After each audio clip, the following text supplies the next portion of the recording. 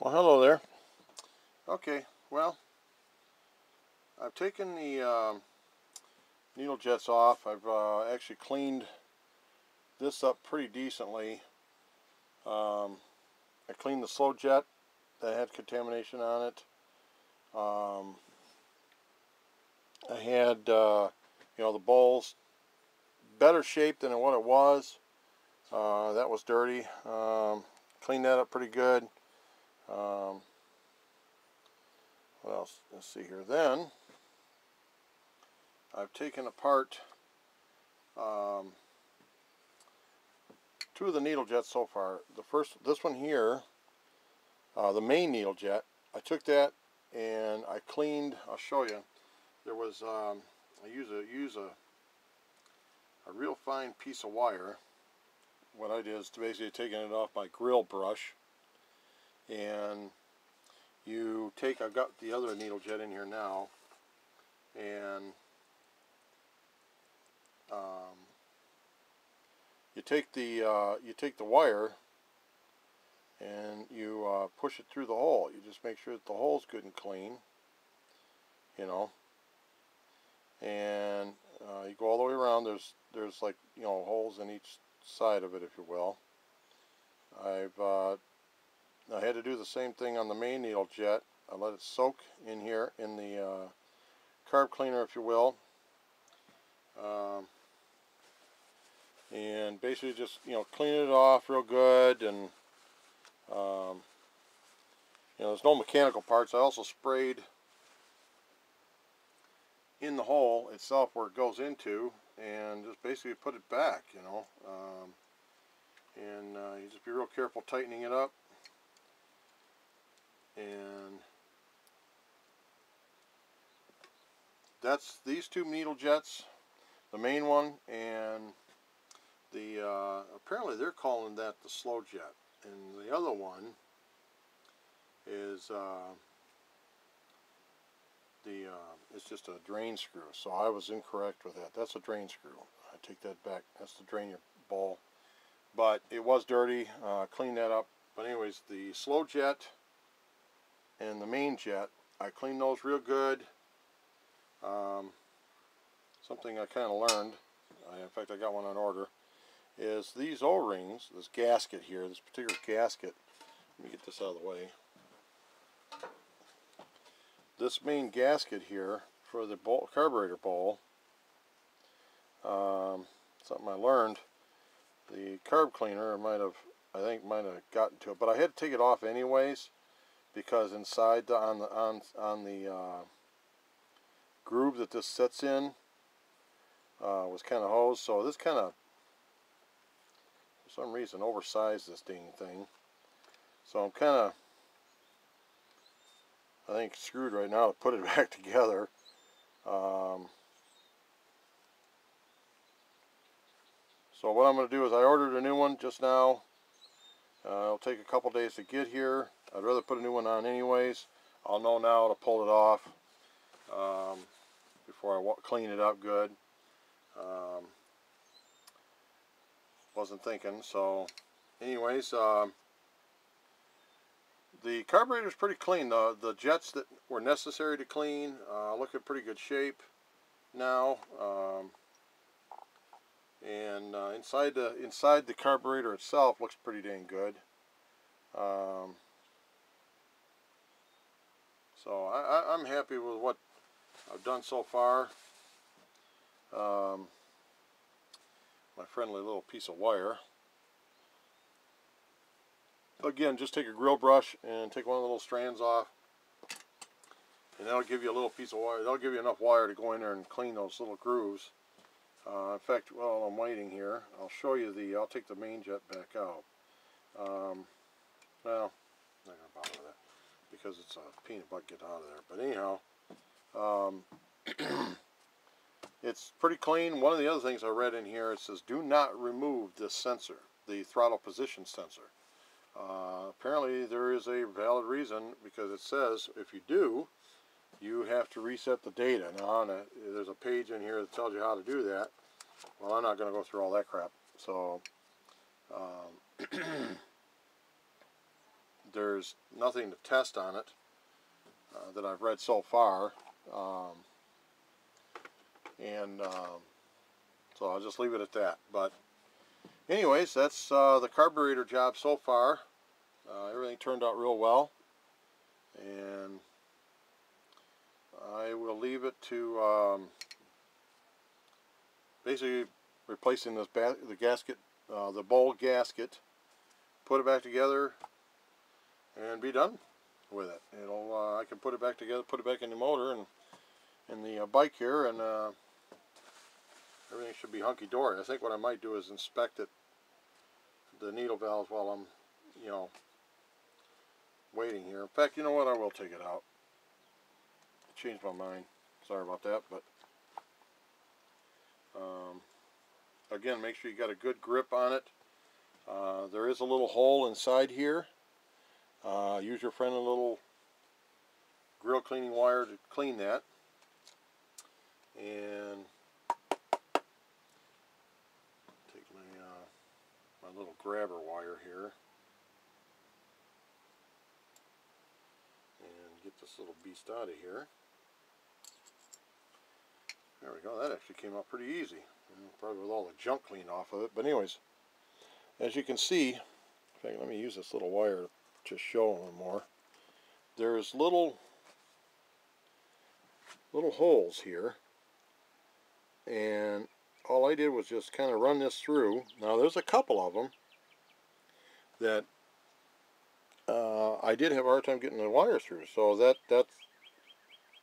tells you that there was apparently stuff stuck in there. And it don't take much, because these are like micro holes, man. I'll tell you, these are little tiny ones. So, and all I did was I just went around to each one and did exactly the same thing. Make sure they were good and clean, and then there's some on the bottom. Same scenario. You just go through and you push the pin through it, a little cleaning wire, if you will. And when I was done, I just wiped it off, and actually I threw it back in my little bucket there of carb cleaner, and just put it back on there. And I did spray some of the carb cleaner inside the where this sits. Again, make sure when you thread this back on, you thread it on carefully. Don't force it. Don't cross thread it. You'll be done. Buy a new carburetor. Just snug it up. That's all it was. There's again, there was a little hole on the top of this also. I cleaned that real good. Every little micro hole that's in these little bad dudes, you clean up. But that's basically it. It's really nothing much to do in that. It helps to have a book, obviously. But, reading the book, that's the slow jet, which is the small one here. The main jet is the big one. There's nothing to do with that one. They don't tell you. There's a needle jet. They're pointing to a needle jet. I'm saying it's a pilot screw right there. Now I think that pilot screw, and there's a little pilot screw down here. There's apparently something else in here, and I think that's where because the fuel comes in here. This is where the fuel comes in. So with this pilot jet, I'm not going to mess with that, obviously. Just be careful. There is a pin here that holds the float on. It is loose. Make sure it doesn't, if it comes off, make sure you keep track of where it went. Don't let it get away from you. To kind of go over the carburetor again, this is the vacuum line. Throttle position sensor. This is the starter enhancement valve, or SE valve, or bi-starter auto. When you look up the part, you'll see it's called that. This is the air filter output to the air filter. Throttle. assembly. The throttle nut, cable nut goes in here. The throttle arm nuts and bolts onto here. This goes into the little gasket here. This goes into the head of the engine. You know, make sure that this gasket is in good shape. There's little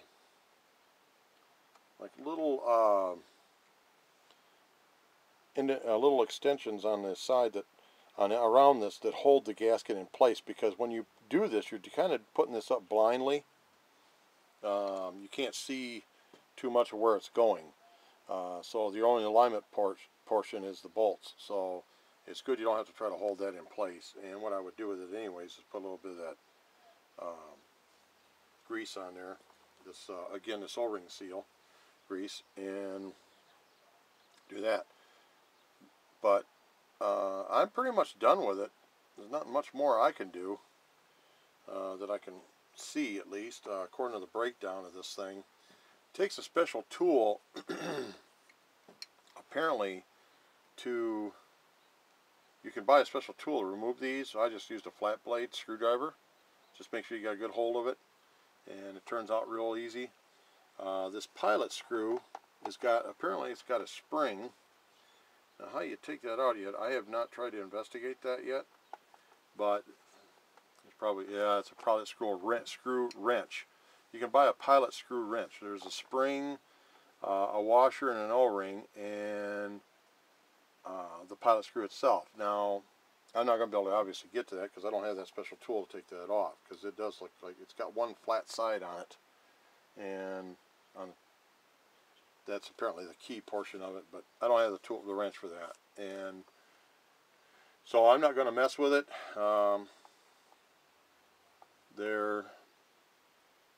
There's a little float valve on the top here. I have not taken the float valve off yet. I'm kind of debating on doing that because there's a little valve on there, and that valve seems to be working just fine.